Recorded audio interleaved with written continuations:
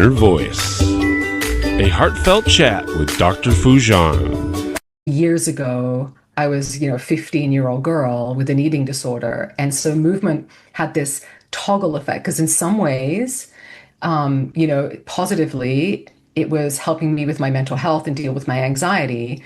But on the other side of the spectrum, it was also causing me to align with these sociocultural narratives around athletic bodies and thin bodies um, and I got a lot of praise for aligning with that cultural type, right? And so it ultimately ended in mental illness for me. So there we go. Movement was helping me, but it also caused me to put myself in environments that were really harming for me. And so that's where the perfectionistic really came up because I'm a very goal-oriented person, which is really moralized as a positive thing in our environment.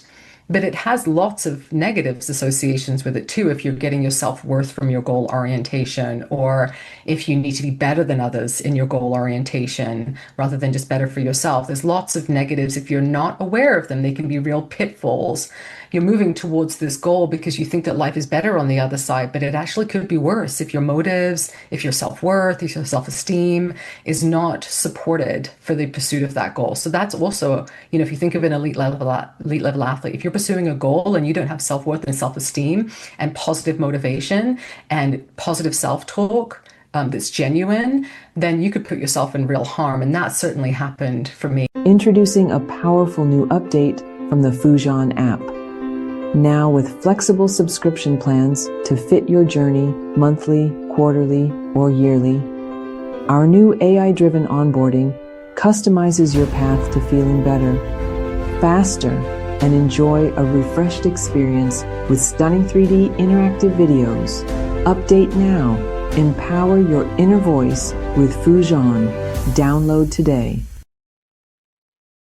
Welcome to The Inner Voice, a heartfelt chat podcast. I'm your host, Dr. Foojan Zeine. I'm a psychotherapist. I'm an author and the founder of the International Awareness Integration Institute. Today, I will be talking with Olivia Chadwick. She's a kinesiologist. She's a mental performance coach and certified exercise physiologist. She's a podcaster and a speaker and founder of Movement Medicine, a first of its kind coaching practice consisting of an integrated team of world-class leaders in the application of exercise science. And as the host of the She Knew Better podcast, she aims to showcase guests that offer expert and loving advice to help us overcome life's challenges, deal with mistakes and setbacks, and level up. So today we're going to be actually talking about her book, 17 Runs. She co-authored this book with a mentor, with someone who she was going to be his coach, and then they became kind of have this amazing mentorship relationship with each other. And we talked a lot about how you can look at performance, you can look at your physical movement, you can look at where you want to get, but you also, beside all of that, in order to have the result that you want, you really got to look at your internal process and your internal growth. And she shared about her journey of how that growth has meant for her, the meaningful relationships that she's created with herself, with her body, with her growth, with her clients, with people around her, and how much of togetherness, being together, means so much for our success, for our inner peace, or whether we're in a vulnerable place that we need each other and want to be with together, or we're at our height of our success. So I really enjoyed our conversation, and I'm positive you will too. Now be sure to subscribe to this podcast, my YouTube channel, and connect with me through my website, foojanzeine.com, or any of the social media platforms, and share your thoughts with me. I love to hear from you. Always. If you have questions, if there are ideas, anything that you want to share with me, I love to hear from you. So go ahead and don't be shy. Just connect with me. Without further ado, here's Olivia Chadwick. Listen up if you want to promote your personal growth and self-awareness. I found the Foojan app last month and I have been absolutely loving it. I personally have never learned guided meditation, but thanks to this app, I now have learned incredible tools for my own stress relief and emotional self-awareness. Not to mention, there are self-evaluation tools and professional coaching available to utilize however your journey to self-discovery takes you. Join Foojan today and redefine your life one step at a time. Intentional Parenting, a practical guide to awareness integration theory, written by Dr. Jafari, Dr. Foojan Zeine, and Dr. Manoukian, 3 experts in human development, is your step-by-step guide to raising a healthy child prepared for a culturally integrated world. You're supported in parenting infants to adolescents using the latest evidence-based scientific research on parenting. Order your copy on Amazon now.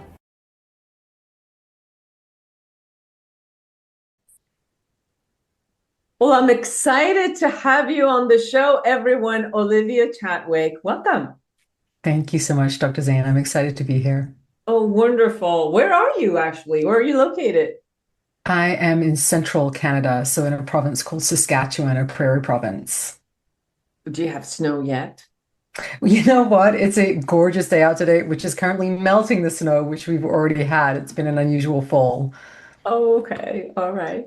We don't have from California. We don't have snow where I am in Southern California. So I always get excited about, and where's the snowing right now? And it's the excitement. It is beautiful when it first arrives. It just stays too long. So we want to talk about your book, 17 Runs. So you are an expert in movement, physiology of movement. First of all, what got you interested in that? What in your life got you interested in wanting to be in the world of physiology? Great question. I think there's always multiple narratives that are informing somebody's life. And so there's that, the story that you tell everyone, and then there's the other narratives that also coexisted that you either are aware of or not aware of. So one area was that I had been a really active kid, that I engaged in sports. I was an equestrian. But in my late teens, I suffered quite a few losses and I took up running to sort of help me cope with some grief and trauma, actually. And so, of course, I didn't know that at the time, but movement was really an outlet for me to cope in life. And so, it became something that I used to deal with, I think, probably anxiety that I was dealing with at that age, certainly cope with grief. And then just because I was the sort of person, I had natural personality characteristics like probably some perfectionism. I say probably, definitely some perfectionism and a natural disciplined routine type person. It was something that I took, to a performance standard because that's the way I'm wired. And so I was always trying to be better as a runner and to perform better. But it was all very for me only. I didn't have sort of a competition I went to, or my parents didn't put me in sports or anything like that within running. It's something that I just pursued personally. I really think it was about caring for my mental health. And so later in life, when I was in a university environment, sort of at a bit of a crossroads as to what I was going to do, I just naturally started taking kinesiology courses because I was just still interested in learning, even though I had no idea what I was going to do with that. I went to university trying to put myself in a path of a professional career in some way, but not quite figuring that out. I was taking kinesiology on the side just to learn more about the body and, how to perform better and how to move better. And then it ended up being that I was so far along taking those courses that it made the most sense for me just to pursue that as my undergraduate degree. Beautiful. So you've created the movement medicine and first of its kind coaching that you really look at the mental performance plus the physical performance. I know myself, I've never been into exercising. I actually hate exercising, and I've never been into sports. So this world has been so, so, so far away from me. And I think I've always been envious of people who naturally it comes to them. But I know that as I've aged, and I've been lucky enough that I've been healthy, I've been lucky enough that even if I didn't do a lot of exercises or were not in the sports, then my body kind of pulled through. But that has only its time, because when you get older, that's your body just doesn't do that. So it was more like, okay, I actually have to get to know my body. And this process of getting to know my body and really like respecting it.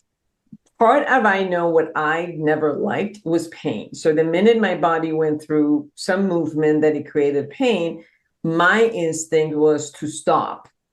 It's pain, stop. And then the training with a lot of types of trainers were no, there's a difference between pain. Because if you're moving forward with something that, it is painful, sometimes you got to go beyond the threshold. I knew that I had to have a whole different paradigm when it came to me connecting with my body, listening to the body, listening to the movement that it needed, and learning the skills in how to be with that. I'm still a very novice in that. So I'm so interested in hearing from you, because like you're saying, you're a natural runner. Like for me, running had to do with pain in my stomach and my feet. And it was like, no, stop. That's not it. So share with me and our audience, how can you in your coaching, how do you work with people to listen to their body and the movement that it requires, and how to gain that skill? That's a great question. I love that you are sort of sharing the other side of the coin. Some of us are naturally wired to pursue movement, and not to sound woo-woo, but it's almost like the soul decides that you're going to go on that journey of pursuing excellence in that particular vehicle and be confronted with all the challenges and setbacks. And that's the journey that you're going to go on. And for me, in one area of my work, when I work with athletes, that's mental performance work, right? That's how do we sharpen the saw to be mentally able to overcome failures and setbacks and self-doubt and lack of confidence when you're pursuing performance. But yes, that mental component, that psychological component, which for me, later on when I went back to do my master's in exercise science, it was from that lens. Because I realized that it really didn't matter how good my skills were in helping people move their bodies and following the protocols of whether it was strength training or whether it were cardiovascular training. If I couldn't really help people understand what was going on in their bodies, their motivations to exercise, overcoming the mental barriers, then I couldn't really serve them fully. And of course, they were coming from a perspective that was different from mine. Like this was a world that I ate, sleep, and breathed in, and I really had to learn the other person's experience that didn't have that, natural desire. That natural desire, it was something that they chose to do because it was a form of self-care for them. And so honestly, that became a much more fulfilling way of actually offering exercise, to really understand from the other person's perspective and figure out, well, what tools resources and learnings can I get to help people face those barriers? And I think, like you said, I think people, when they're having those experiences, the narrative, like it's painful, or I find this really hard, or my body doesn't move in that way, because what's a lot out there in the world when it comes to sport and movement is fit bodies, bodies that move well, bodies that don't find it hard, bodies that appear to enjoy it. When people have an alternate experience to that, they assume that either something is wrong or that they are wrong in some way. And so a lot of my work is about including all of our internal experiences, naming these internal experiences and saying this is exactly what it's like. Some people are afraid to move. Some people feel anxiety when they feel their heart rate go up, because that actually feels a lot like anxiety in the body. It can also be really challenging as an adult to learn a new skill. And so being able to have that beginner's perspective of finding things hard again, that's really hard for us when we are really good in lots of ways at other things that we spent decades of becoming really good in. When we have to learn something new, that's really difficult. So obviously I could go on. This is something that I really passionate about, and I could name lots of other different alternate experiences to yours, but I just want to validate how common the one that you had is. Yeah, when you said that, I realized that it was interesting, because I would go through and listen to my trainers and move forward. But exactly what you said, the minute my heart started pounding and I would start in a sweat, my body would go into a panic and it would shut down. Like I would faint. I remember Mm. doing Wow. Pilates, and then beyond Pilates, like my trainer would take me, push me, push me, push me, and I would say, "Okay, I'm going to trust you, and I'm going to move." And then my muscles would go absolutely into a fatigue, and she would look at me like, "Okay, what just happened?" I'm like, "My body just told you stop. No way, we're not doing this anymore. This isn't even Mm. about my brain. My body says this is do or die. I'm stopping here." And it was interesting because we had to actually take our hour 1 hour training into a half an hour so that my body would, it was more like respecting me and my body in order to do that. So that's where I was learning I have to listen to my body. And I can sense that what you're saying also is when you, now this is just for me to do exercise in a gym. Now you're working with athletes and performance where this piece is like we're way beyond that. But I'm assuming that this also gets to that piece where either their mind or their body will stop them at their greatest performance at one point. And there's a time where they actually have to stop and they listen to what's going on, whether it's the thought process, whether it's a feeling that's coming up, whether it's a belief that's coming up, or whether their body is saying something to them that they need to be able to shift that in order to move to the next level of their performance. I mean, I think you've named it beautifully. I mean, ultimately, we're always in growth environments. We're always going to the point where our natural coping mechanisms are confronted with their inability to function any further. And that is where the growth happens, and whether you're a beginner, and I do work with tons of beginners. I shouldn't, I work, very much across the spectrum. But honestly, beginners are my favorites because there's so much more of a wealth of opportunity for improvements in health and improvements of how people believe in themselves and how they identify with movement and sport that I feel like there's so much gold that can be offered to that person. Because most of the time, a beginner isn't engaging because usually it's because they inherently believe something about them that isn't capable of pursuing sport or movement in some way. And so helping that person realize that that's just a belief that they have. And if they're willing to take the small steps to see, hey, body, I'm going to ask this of you. Are you okay with that? Can you do this? And eventually they're able to do it. They're like, oh, well, if I can go from A to B, then surely it's no different to go from B to C. And that can really start to, snowball as confidence increases. But to go back to what you were saying, yes, that person, that experience of the beginner of saying like, if what took me to get from there to here is the same that it takes from here to there, but I might just need a new skill or a new resource, but I've figured out I can learn that. It is no different than the elite athlete. Absolutely. Mhm.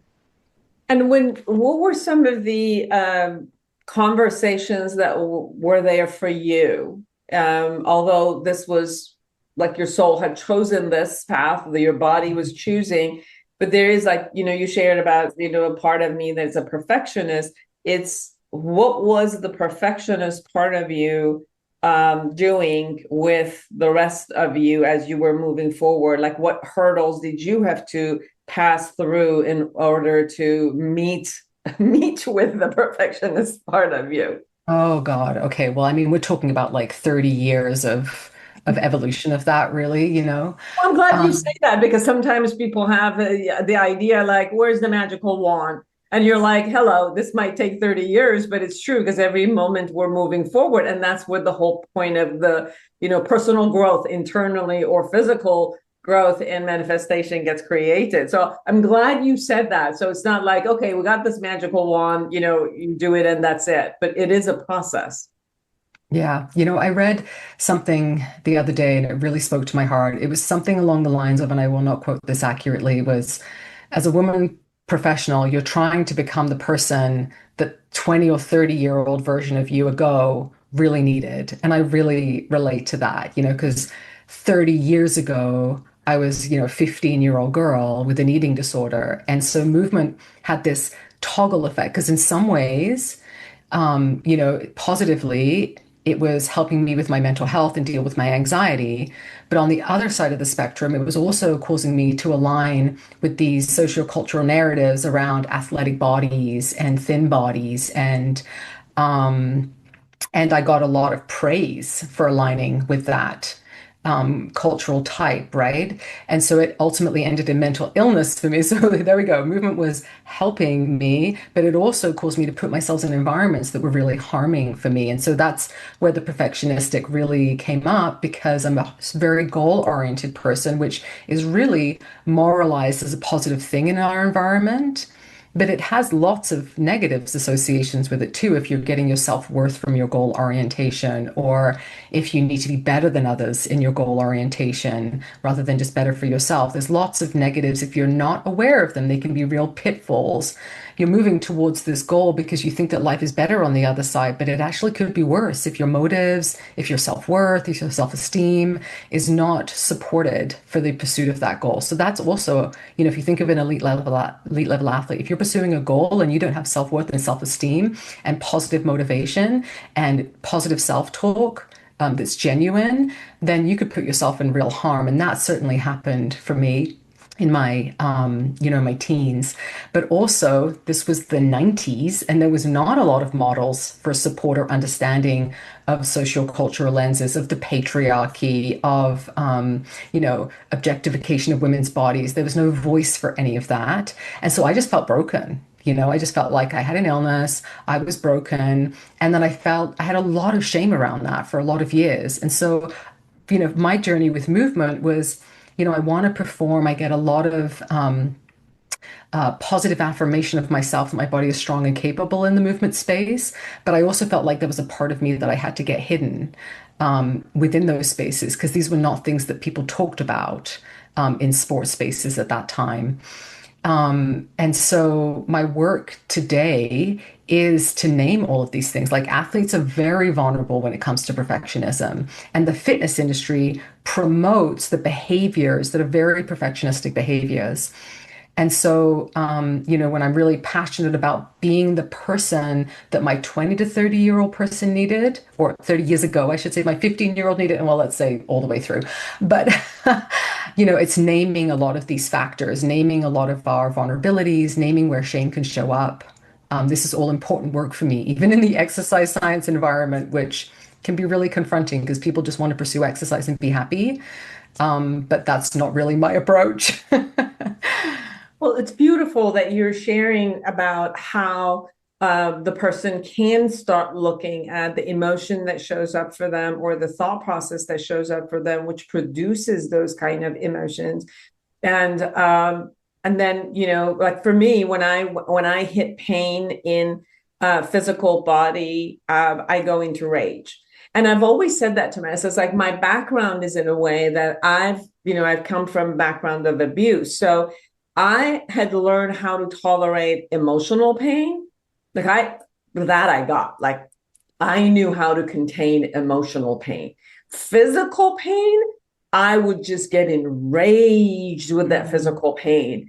And it was almost like I could, with the emotional pain, I couldn't be angry. I would just go into powerlessness. And then with the physical pain, it would allow me to have that rage. And you can see a lot of people where they get rageful, they have the physical body, like they could punch, they can bite, they can run. You can definitely run when you're getting angry. Yeah, it has energy. It has a lot of energy. So Mm-hmm. I'm glad that you are sharing in how we could bring these two and look at the simultaneous space of how we feel and how that feeling create some movement in our body, right? Mm-hmm. So, yeah. And then can you share also that after naming these, after becoming aware and naming these thoughts and feeling processes, obviously you have a goal, as a performer, you have a goal. How do you overcome or utilize, sometimes overcome these types of thoughts and emotions in order to go toward the goal that you have? Oh, I mean, that's always pretty context specific and individual.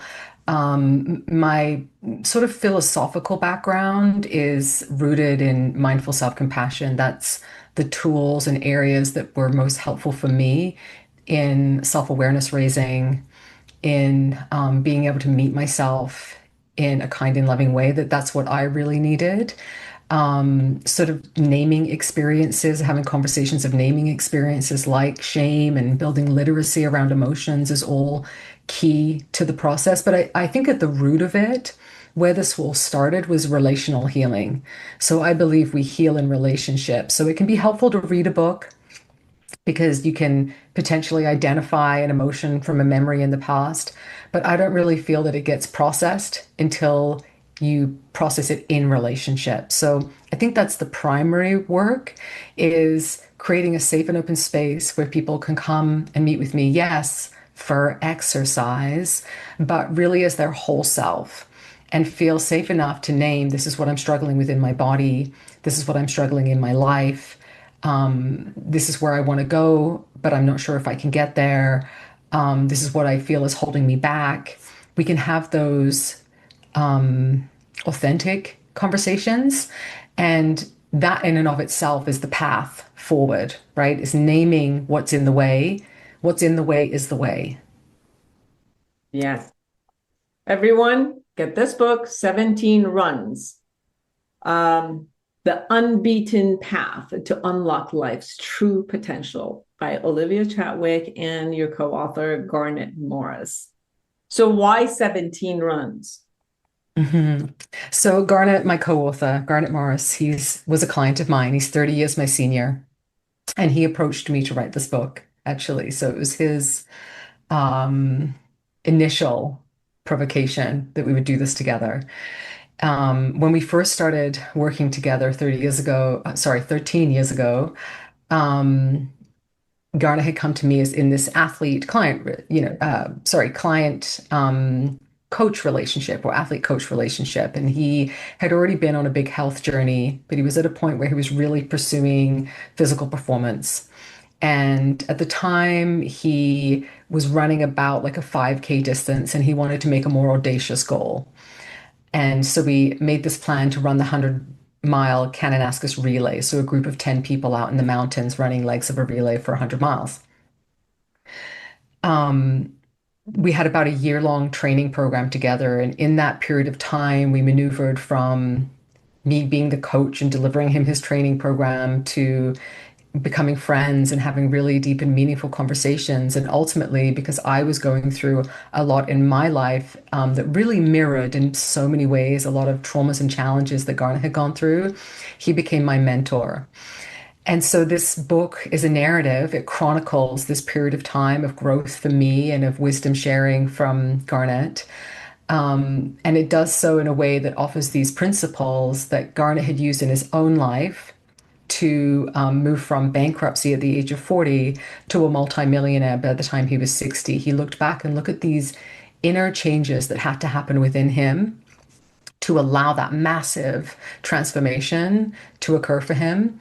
And ironically, the things that he shares are the same as mental performance principles.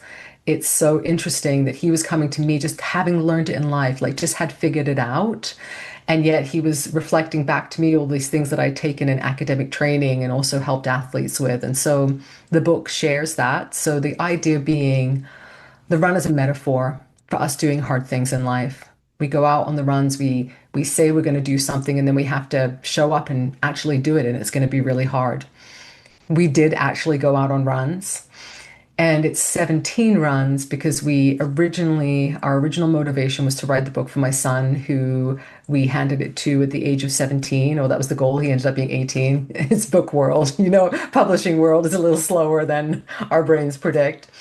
This idea being that, if we could have given ourselves these gifts of this wisdom at that age, how helpful that would have been.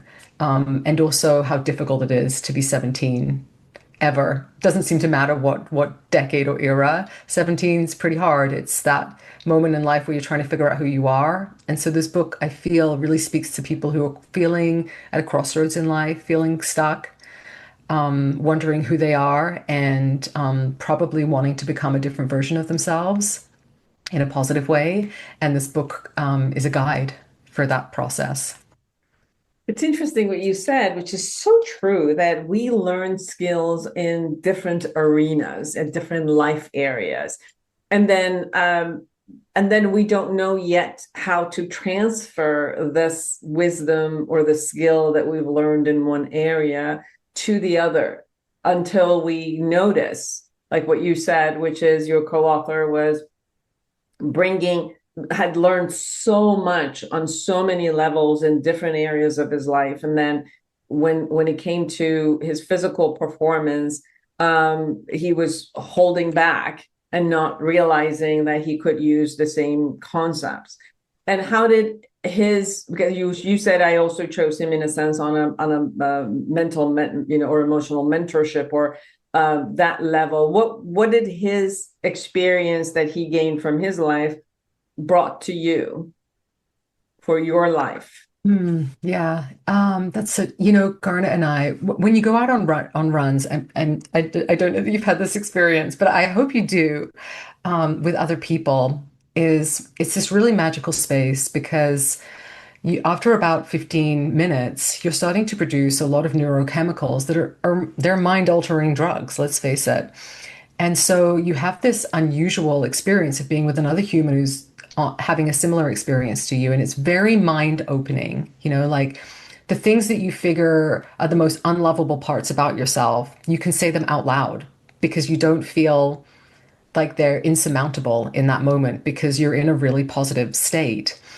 And so you have this experience of just narrating your life with people, and you end up saying things that you don't often have opportunities to share because you're just not in the right headspace, or you're not having that, reciprocal experience. You're not showing up for each other for this 1 hour time, like a couple of times per week.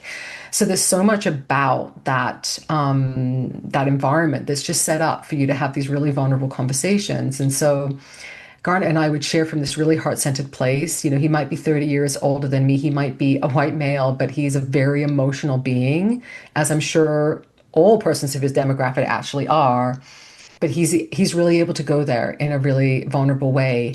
And it turned out that we had had really similar childhood experiences. Like Garnet has said before, and I think he's right about this, that it's like if you could reincarnate somebody 30 years later, but in your lifetime, that would be me being reincarnated, Garnet being reincarnated as me, which is kind of a funny thing to say.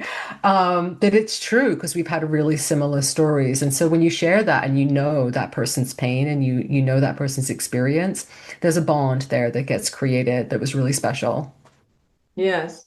And based on your philosophy and his and the experiences that you guys had, it seems like you've brought some of these points in the book that shares with others and how to have an outlook, how to have a mindset, right? Is this Mhm. that's what you're bringing to others? So if there is one or two things that you wanted to share with the audience that gives away some of this wisdom, the jewel, what would it be? I think the book is all about personal growth and it's about inner growth, but not thinking that that path is going to be easy. Mhm. We talk in the book about discomfort, about getting off the mat, about dealing with failures. Um, and so much of growth is about that. And that's really where all your success is going to come from. And some of the best things that you'll do and accomplish will be because you've gone through these dark roads. I just want to, I guess, validate and normalize that that's everyone's process. If you think anyone else is not going through a hard time right now, then you've lost perspective because they absolutely are.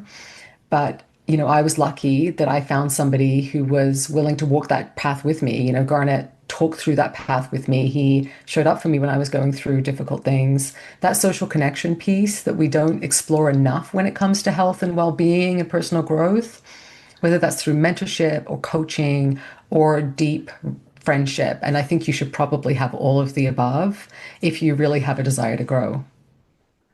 Yeah, and what you also shared, which is when you're running with someone or when you are in a, let's say, most vulnerable place with someone, because I think running or any of these exercises kind of symbolizes also that you have vulnerability side by side by strength and power. So, and that's what's inside of us also, right? So we have our vulnerable side and we have our strength.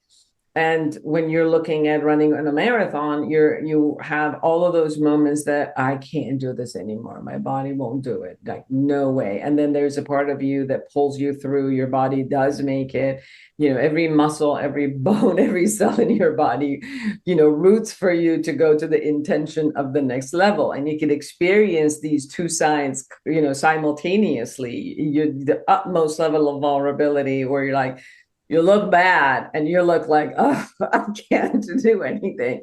And then yet every part of your body is moving and holding you and taking you. And even when their body says no, there's another thought that shows up and says, just a little bit more, because you're going to go, to the last piece, just a little bit more. And then your body accommodates it and moves toward it.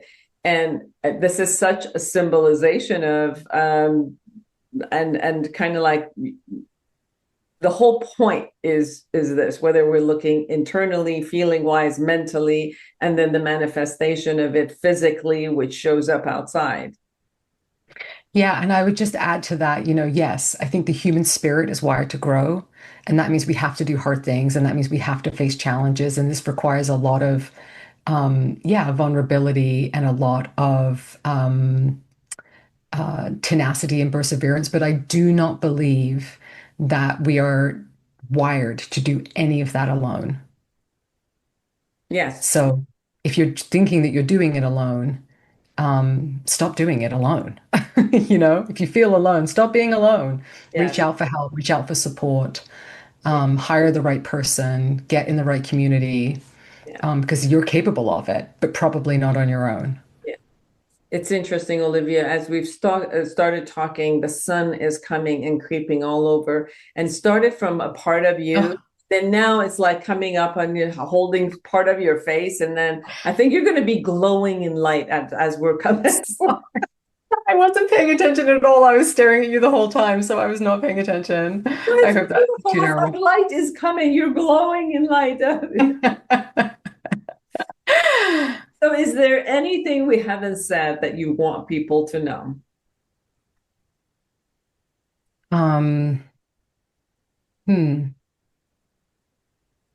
No, I really think that you've done such a beautiful job of questioning.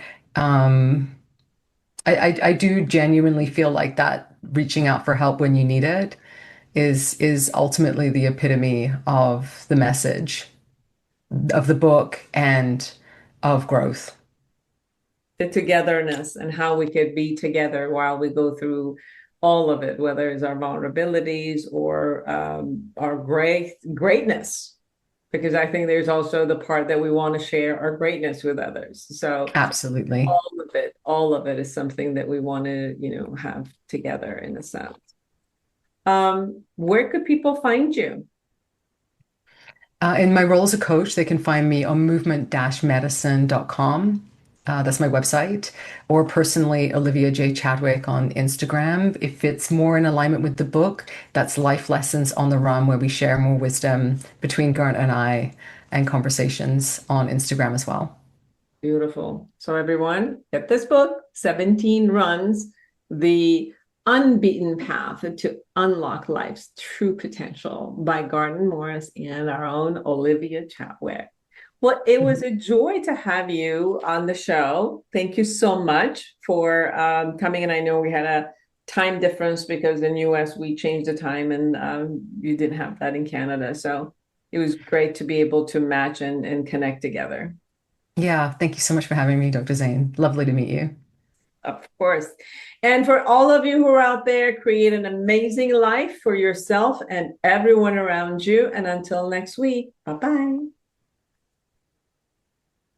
Are you a psychotherapist looking to enhance your practice? The Awareness Integration Therapy developed by Dr. Foojan Zeine is a comprehensive guide to the principle and techniques of this powerful therapeutic approach.